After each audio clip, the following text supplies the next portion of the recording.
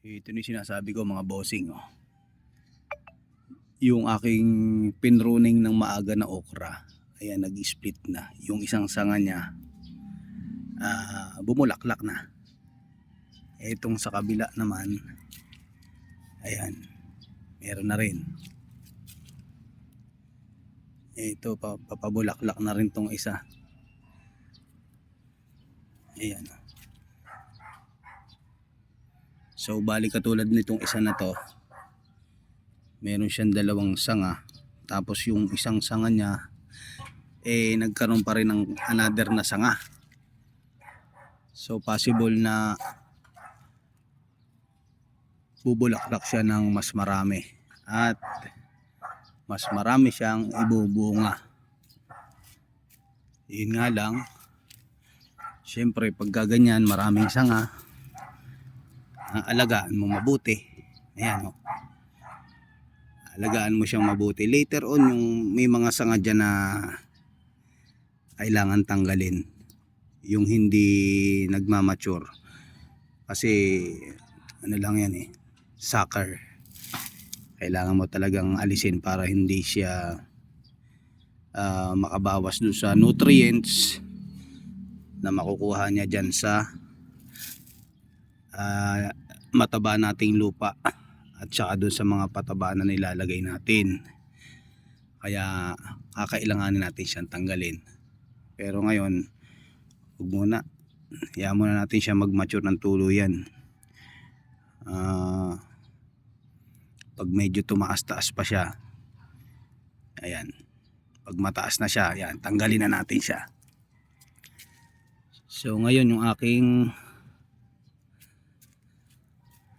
6 na okra ay may 6 na rin na bulaklak. Yung bawat isang sanga nila may tigi-tigi isang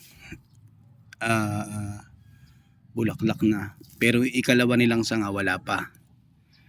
So yun yung abangan natin pagka nagsabay-sabay na siya. Masasabi natin na talagang totoong successful yung ating ginawa na pagpruning ng maaga.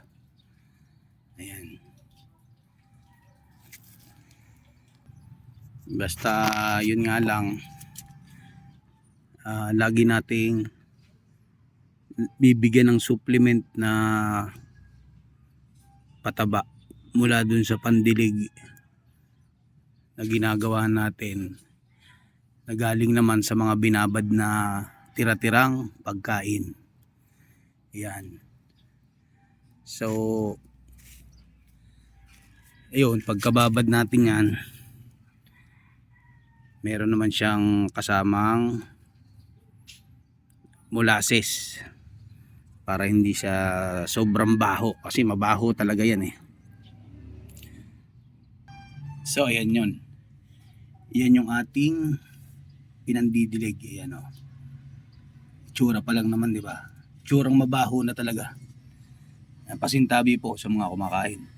Pero ito naman ay galing sa tira-tirang pagkain. Nilagyan ko ng hinaluan ko ng molasses at ibinabad ko, nilagyan ko rin niya ng kaunting tubig para mas lalong magkumatas. Yun yung ini-apply natin dito sa ating mga halaman.